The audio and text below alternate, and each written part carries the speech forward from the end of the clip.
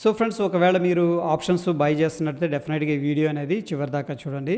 So మనం options by చేసేటప్పుడు ఏంటంటే మొమెంటం ఉండాలి. ఏదైనా స్టాక్ కానీ లేకపోతే నిఫ్టీ, బ్యాంక్ నిఫ్టీ, ఫిన్ నిఫ్టీ ఏదైనా తీసుకోవచ్చు. ఎందుకు మొమెంటం ఉండాలంటే మనం తీసుకునే ఆప్షన్ ఏంటంటే దాంట్లో టైం వాల్యూ ఎనిమి అనేది ఉంటుంది, థీటా డికే అంటాం. సో టైం గడుస్తున్న కొద్దీ ఏంటంటే దాని యొక్క వాల్యూ తగ్గుతూ వస్తుంది, ఫైనల్గా ఏంటంటే జీరో అయిపోతుంది. అందుకని ఎంత ఫాస్ట్గా మనం తీసుకున్న ఆప్షన్ మూవ్ అవ్వగలిగితే, పర్టికులర్ స్టాక్ కానీ ఇండెక్స్ కానీ ఫాస్ట్గా మూవ్ అవ్వగలిగితే మనం తీసుకున్న డైరెక్షన్లో మనకేంటంటే బెస్ట్ రిజల్ట్స్ అనేది వస్తాయి. బట్ ఎనీ హౌ ఏంటంటే ఫ్రెండ్స్, మనం ఇక్కడ డిఎల్ఎఫ్ షేర్ అనేది ఈ యొక్క షేర్లో స్టాక్లో మనం ఏంటంటే స్ప్రెడ్ అనేది తీసుకోవడం జరిగింది. అండ్ మోర్ ఓవర్ ఏంటంటే మనం ఇది టెలిగ్రామ్లో అయితే అప్డేట్ చేసుకున్నాం. చూడండి ఫ్రెండ్స్, మనం 15th మే అంటే ఈరోజు ఎంత 22 అనమాట. హార్డ్లీ 1, 2, 3, 4, 5, 6 6 డేస్లో మనకి ఏంటంటే దగ్గర 30% రిటర్న్ అనేది రావడం జరిగింది.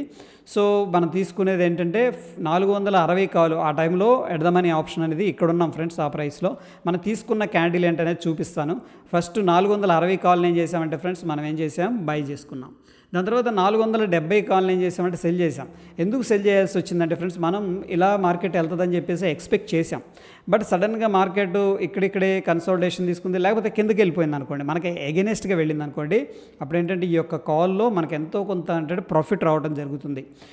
ఓకే, సో ఓవరాల్గా ఏంటంటే ఒకవేళ గుడ్ మనం 100% యాక్యురసీ ఉండదు, గెయిన్ ఇట్స్ ప్రాబిలిటీ గెయిన్. కాబట్టి స్ప్రెడ్ ద్వారా వెళ్ళటం వల్ల ఏంటంటే మనకు కొద్ది క్వశ్చన్ ఉంటుంది. అండ్ మోర్ ఓవర్ ఏంటంటే మనం ట్రేడ్లో ఉండగలం అనమాట. ఓకే, ఎనీహౌ ఇక్కడ 460 కాల్ బై చేసాం, 470 కాల్ అనేది సెల్ చేసుకున్నాం. అండ్ ఎంట్రీ ప్రైస్ వచ్చేసరికి ఫ్రెండ్స్ మనం తీసుకుంది ₹9.85, ఏది లాంగ్ అనమాట.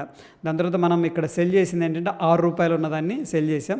ఎనీహౌ ఇక్కడ ₹9.85 అంటే ₹10 అనుకుందాం. ₹10దేమో ₹18 అయిపోయింది, ₹6 ₹9 వచ్చింది. అంటే ఇక్కడేమో మనం ఇది సెల్ చేసాం కాబట్టి దీంట్లో లాస్ వచ్చింది.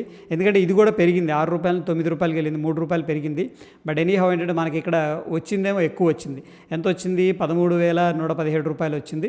So still net to net మనం చూసుకున్నట్టయితే ఫ్రెండ్స్ దగ్గర ఏంటంటే ₹8,200 దాకా ప్రాఫిట్ అనేది రావడం జరిగింది. సో ఫ్రెండ్స్, ఇది మనం చూసుకున్నట్టయితే పర్సంటేజ్ లాగా ఇది 30% అనేది మనం ఇన్వెస్ట్ చేసిన క్యాపిటల్ ఏదైతే ఉందో ఫ్రెండ్స్, ఇక్కడ 27,000 అనేది ఇన్వెస్ట్ చేసాం దగ్గర.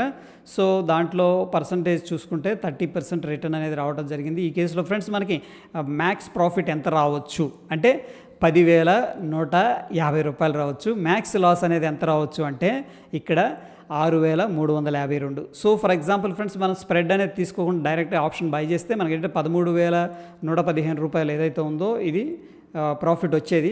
బట్ ఏంటంటే ఒకవేళ ఎందుకు మనం స్ప్రెడ్ తీసుకోవాలనేది చెప్పాను కదా, మనకి కన్సోల్టేషన్ తీసుకోవచ్చు ఒక్కొక్కసారి, లేకపోతే మన అనాలిసిస్ కూడా రాంగ్ అవ్వచ్చు కదా. ప్రాబబిలిటీ గేమ్ ఇది, 100% గ్యారంటీ ఏం లేదు ఇక్కడ. సో అలాంటప్పుడు ఏంటంటే మనం చాలా కన్జర్వేటివ్గా వెళ్ళటం అనేది ఉత్తమం. అయితే ఫ్రెండ్స్, ఇక్కడ ఏంటంటే మనకి ఒకసారి చార్ట్ మీద డిస్కస్ చేస్తాను ఏంటి రీజన్ అని చెప్పేసి, దాన్ని బట్టి మీకు కూడా అర్థమవుతుంది.